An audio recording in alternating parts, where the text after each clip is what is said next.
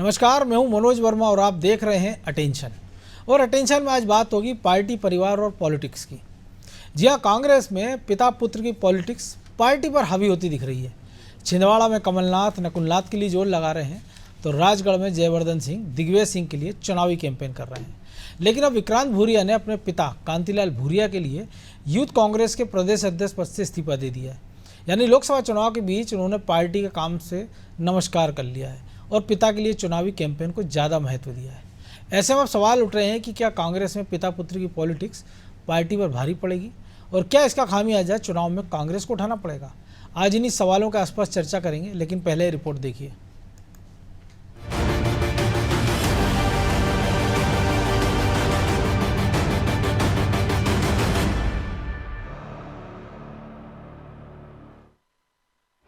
Party पर भारी परिवार, कांग्रेस की कैसे होगी नैया पार।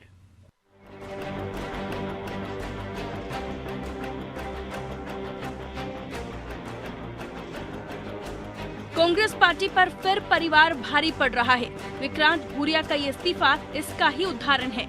विक्रांत ने युवा कांग्रेस के प्रदेश अध्यक्ष पद से इस्तीफा दे दिया है। उन्होंने इसके पीछे की वजह भी बताई। उन्होंने लिखा कि उनके पिता कांतिलाल भूरिया रतलाम से चुनावी मैदान में हैं, लिहाजा वो पार्टी को समय नहीं दे पा रहे हैं, इसलिए उन्हें ये पद छोड़ना पड़ रहा है। यानी चुनाव के वक्त जब पार्टी को विक्रांत की सबसे ज्यादा जरूरत थी, जब युवा कार्यकर्ताओं को एक धागे में पिरोने की जरूरत थी, तब वो पार्टी को ठेंगा दिखाकर पिता का चुनावी मैनेजमेंट हैंडल करने में जुट गए। हालांकि कांग्रेस नेताओं का इस पर अलग नजरिया है। विक्रांत भूरिया जी एक संघर्षशील नेता हैं। उन्होंने लगातार मध्य प्रदेश में युवाओं की, किसानों की, हर वर्ग की आवाज़ को उठाया है। सड़क से लेकर विधानसभा तक सरकार को घेरने का काम किया है। पार्टी ने उनकी समय समय पर चिंता और फिक्र की है। युवा कांग्रेस के प्रदेश अध्यक्ष से लेकर विधायक तक के सफर उन्होंने तय किया। समय के हिसाब से परिवर्तन होते रहते हैं, तमाम दलों में होते हैं। अगर कांग्रेस में इस तरह का कोई परिवर्तन हुआ है तो इस पर अतिशयोक्ति नहीं होना चाहिए। ये तो भारतीय जनता पार्टी है जो अट्टहास में इस तरह के सवाल प्रतिक्रियाएं उठाती है। खैर, पार्टी पर भारी पड़ती दिख रही ये पिता पुत्र की जोड़ी अकेली नहीं है। छिंदवाड़ा में नकुलनाथ के लिए पिता कमलनाथ पसीना बहा रहे हैं। राहुल गांधी के मध्य प्रदेश दौरे के वक्त भी वो उनके साथ नजर नहीं आए, तो दिग्विजय सिंह के लिए राजगढ़ और उसके आसपास के इलाके में उनके पुत्र जयवर्धन सिंह चुनावी कैंपेन में व्यस्त हैं, जिस पर अब बीजेपी निशाना साध रही है। व्यक्तियों को बदलने से कोई फर्क नहीं पड़ने वाला है, व्यवस्था में परिवर्तन आवश्यक है। और राहुल गांधी जी ये कब समझ पाएंगे कि राहुल गांधी जी आप अप्रासंगिक हो चुके हैं, जनता आपको नकार चुकी है, आपके पास निर्णय में स्थिरता नहीं है। परंतु विक्रांत भूरिया जी को बदलने से और किसी नए चेहरे को लाने से काम नहीं चलेगा। काम तो जब बदलेगा जब आप जनता के बीच जाकर जनता के मुद्दे उठाएंगे। कुल मिलाकर लोकसभा चुनाव के बीच कांग्रेस की मुश्किलें कम होने का नाम नहीं ले रही हैं। एक तरफ कांग्रेस नेता पार्टी छोड़ रहे हैं, तो दूसरी तरफ जो बचे हैं वो अपने परिवार के साख को बचाने में जुटे हैं। ऐसे में कांग्रेस संगठन पर पिता पुत्र की जोड़ी भारी पड़ती दिख रही है, जिस पर बीजेपी को भी बोलने का मौका मिल गया है। खैर, कांग्रेस इन चुनौतियों से कैसे निपटेगी, ये बड़ा सवाल है। ब्यूरो रिपोर्ट, अनादि टीवी।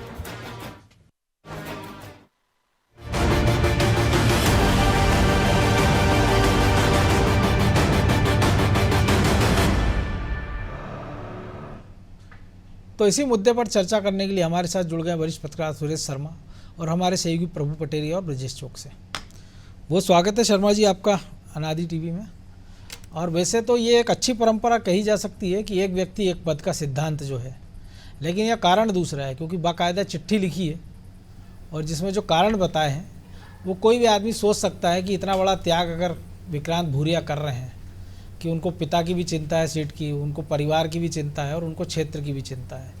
तो अगर ये सब पहले ही करना था तो या तो पहले उनको इस्तीफा दे देना था, ताकि किसी एक नए युवा को मौका मिलता, चुनावी तैयारियों में जुड़ जाता, संगठन इस पार्टी में जुड़ जाता और थोड़ा बहुत कांग्रेस को भी फायदा होता। देखिए मनोज जी, एक बात बहुत साफ हो गई है उनके इस इस्तीफे और नई नियुक्ति के बाद कि कांतिलाल भूरिया जी, जिनको एक माना जाता था कि वो अपने झाबुआ रतलाम लोकसभा सीट पर बड़ी चुनौती है, तो इससे एक बात क्लियर हो गई कि वो चुनौती नहीं है, उनके सामने इतनी तगड़ी चुनौती हो गई कि उन्हें सीट बचाना मुश्किल हो रही है।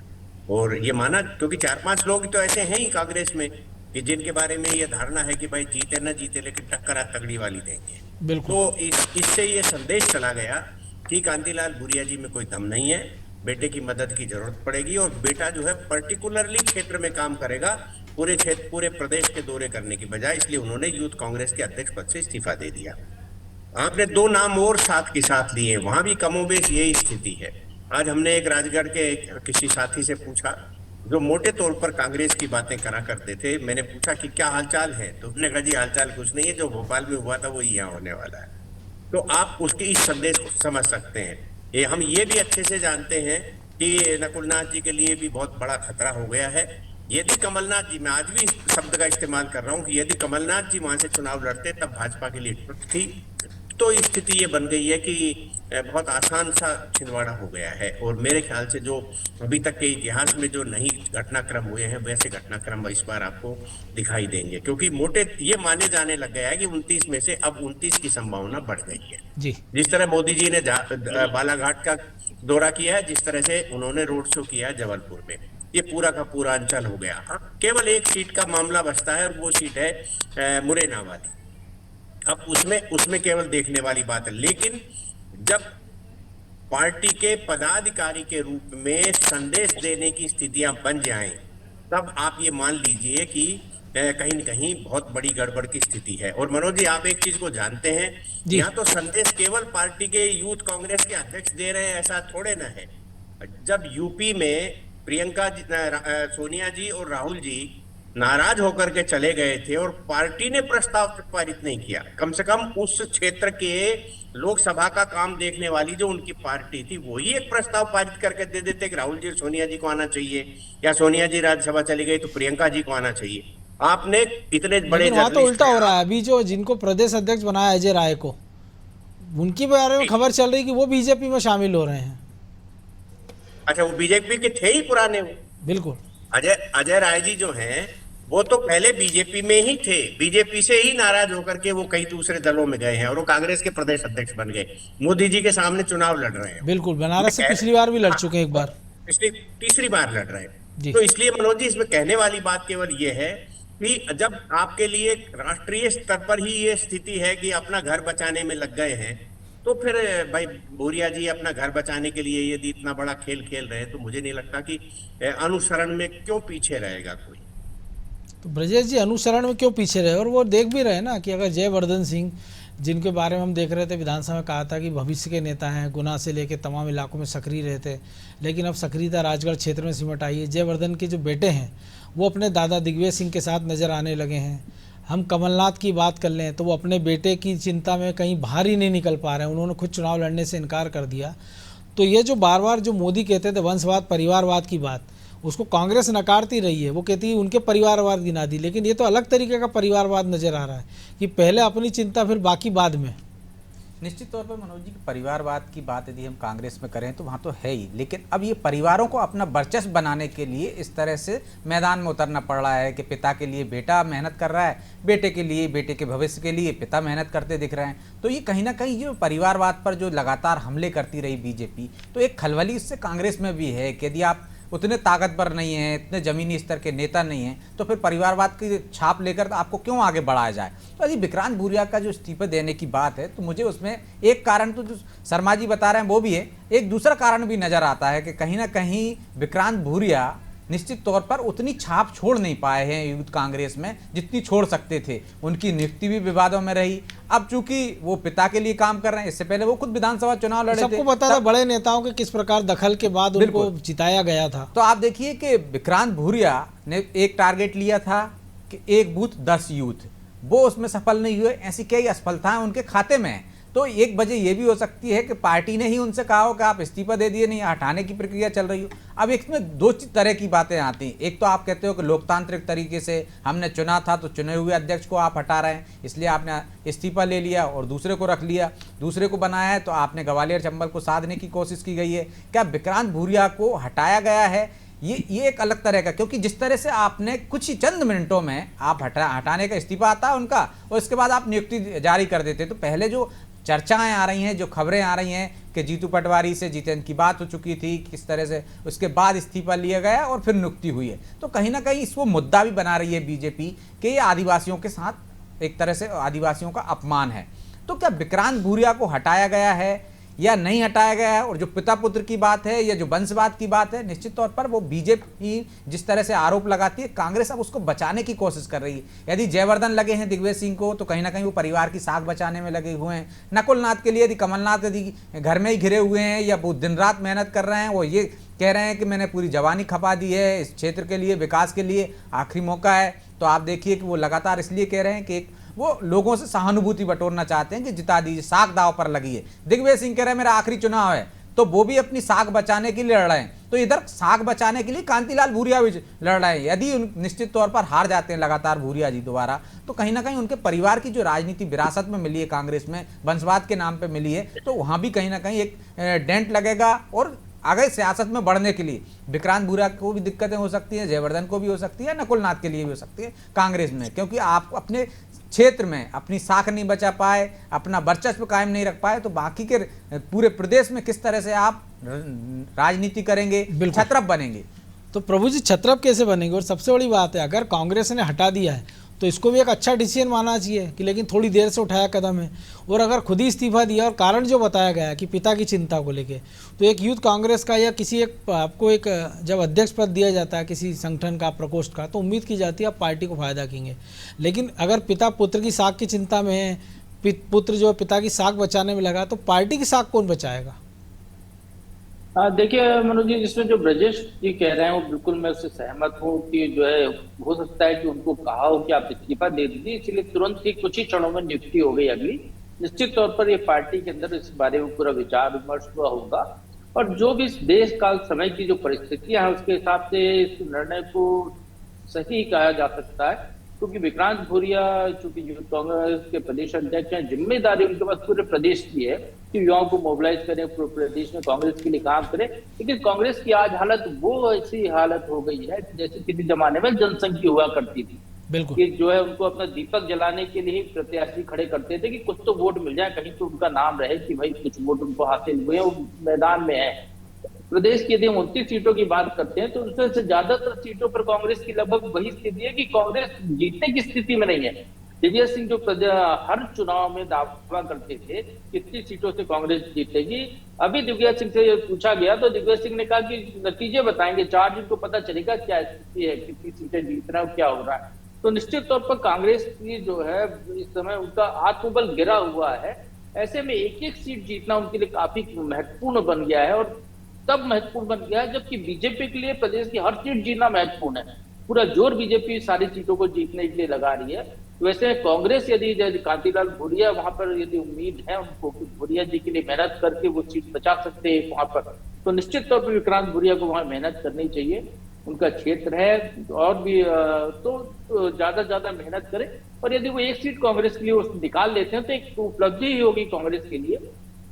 यदि छिंदवाड़ा में नकुलनाथ की सीट निकल जाती है कमलनाथ नकुलनाथ के प्रभाव में, तो ये भी उपलब्धि होगी, तो वहां भी उनको पूरा जोर लगाना पड़ेगा। लेकिन ये नहीं लग रहा कि ये हो जाएगा तो जो नेता हैं वो ये कहेंगे देखिए हम पार्टी की जो बुरे हाल थे लेकिन ये हमारा दम था, हमने चुनाव जिता लिया, हमारा मैनेजमेंट था, वो पार्टी को क्रेडिट देंगे, ऐसा लग रहा है आपको? निश्चित तौर पर पार्टी को भी क्रेडिट देंगे। जीतने का नेताओं के बोल देखिए मनोज जी, चुनाव के पहले कुछ और होते हैं, चुनाव के दौरान कुछ और होते हैं, चुनाव के बाद कुछ और होते हैं।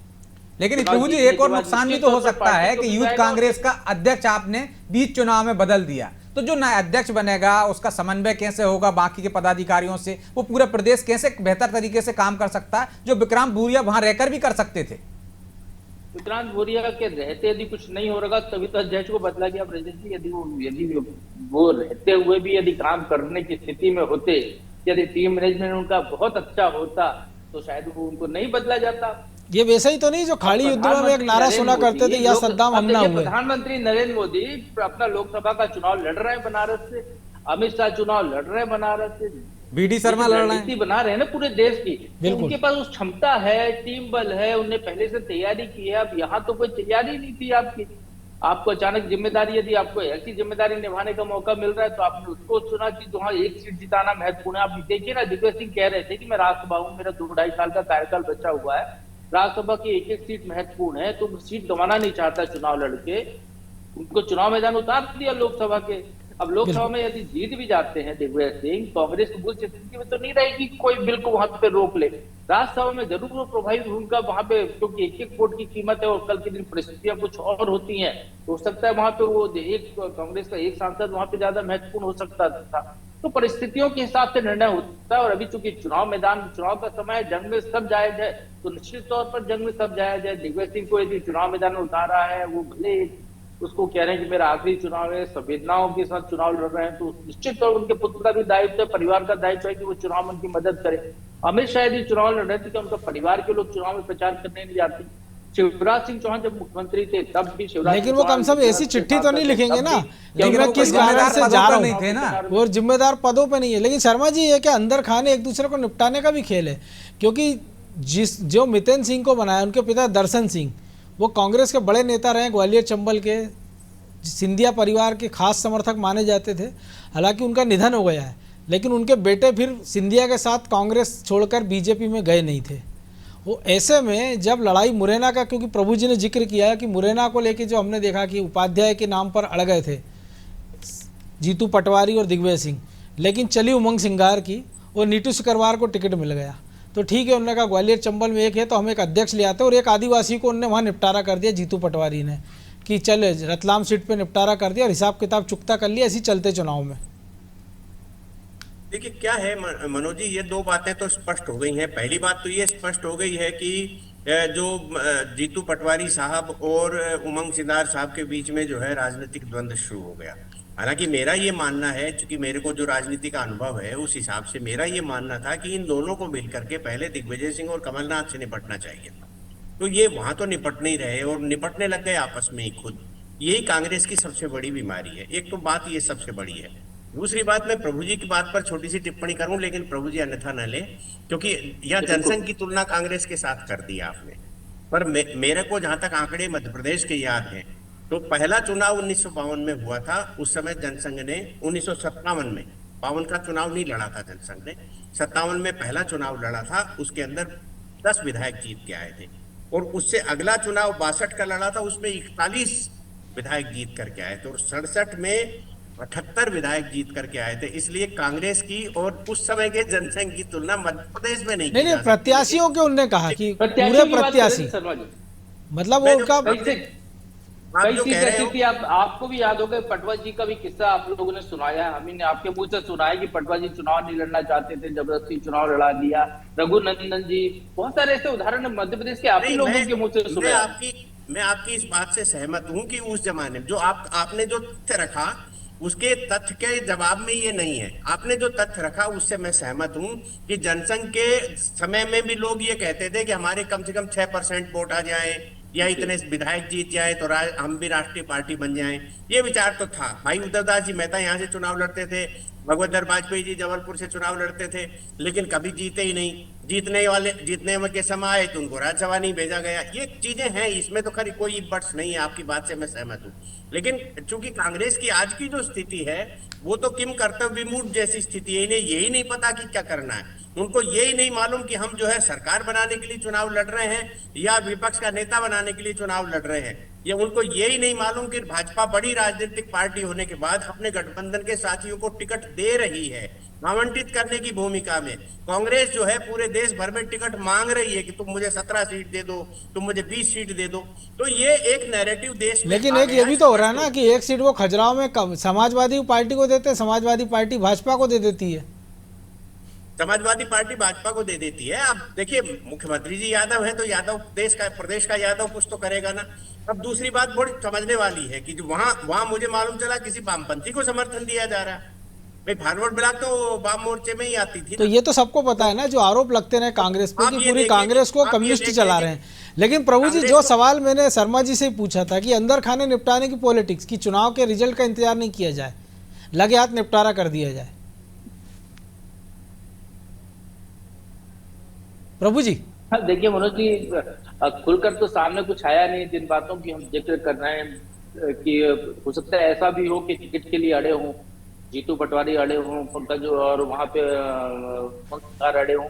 लेकिन ये अंदर की बात है, जब टिकट के लिए डिस्कशन होता है तो कांग्रेस जैसी पार्टी में खुल के डिस्कशन होता है, बाहर तक होता है। भारतीय जनता पार्टी में अंदर डिस्कशन की नौबत ही नहीं आती, जब टेबल पे बैठते हैं वो इस तरीके की वहां कोई डिस्कशन नहीं हो सकता आज की तारीख में। पहले कभी होता रहा होगा निश्चित तौर पर, तो लेकिन अब वो स्थिति वहां पर है नहीं, क्योंकि वो पहले से 1 आध साल 2 साल पहले से तैयारी करते हैं बीजेपी के लोग, पूरी रणनीति बनाते हैं।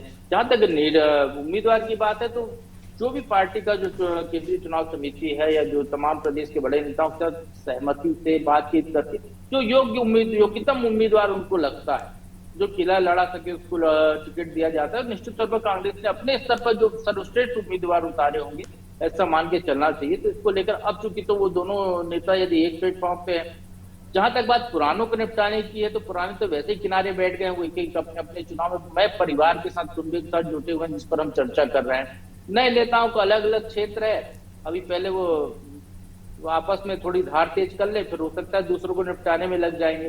तो पहले तो तैयारी करनी पड़ती है ना, क्योंकि अचानक जिम्मेदारी मिल गई। दोनों ने उम्मीद नहीं की होगी कि ऐसी जिम्मेदारी एक साथ दोनों को मिल जाएगी, एक साथ मिल गई है, ज्यादा समय नहीं बीता है, तो पहले अपनी धार तेज कर रहे हैं, प्रैक्टिस कर रहे हैं, उसके बाद वो रिंग में उतरेंगे तो मुकाबला करेंगे पुराने दिग्गजों का, ऐसा मानना चाहिए। लेकिन आपको नहीं लगता कि जो आप जिक्र कर रहे हैं धार लगाने का, वो तो दुधारी तलवार लेके चलते कि पता नहीं कहाँ काटेगी वो। ये प्रभु जी समाजवादियों में होता था, समाजवादी लड़ते थे कभी किसी के साथ, कभी किसी दल के साथ, और जब किसी के साथ लड़ने का मौका नहीं होता था तो फिर कमरे में आपस में लड़ने लग जाते। हाँ, बिल्कुल। और वो तो कहते भी थे हम तो है इसीलिए। लेकिन ब्रजेश जी, ये तो अपनी जगह हो गया है कि क्यों निपटारा कर रहे हैं, लेकिन आप ये देखिए कि इस चुनाव में जब ये आदेश आ जाता है, उसके बाद ही यूथ कांग्रेस का जो दफ्तर है पीसीसी में भोपाल में, उसके ताले तक नहीं खुलते हैं। 4 कार्यकर्ता नहीं पहुंचते कि ठीक है भैया पुराना अध्यक्ष था, अच्छा काम किया नहीं किया, जो नया बन गया है उसके लिए 4 लोग इकट्ठे होकर नारेबाजी कर लें। तो ये जो बता नहीं रहा कि गुटबाजी किस स्तर तक है, या यूथ कांग्रेस के क्या हाल थे।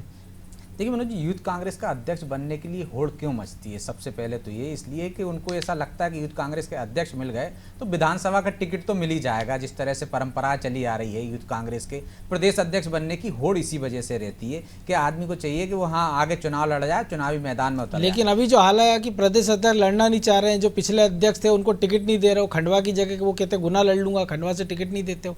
ये यूथ कांग्रेस के अध्यक्ष ये भी तो देख रहे होंगे।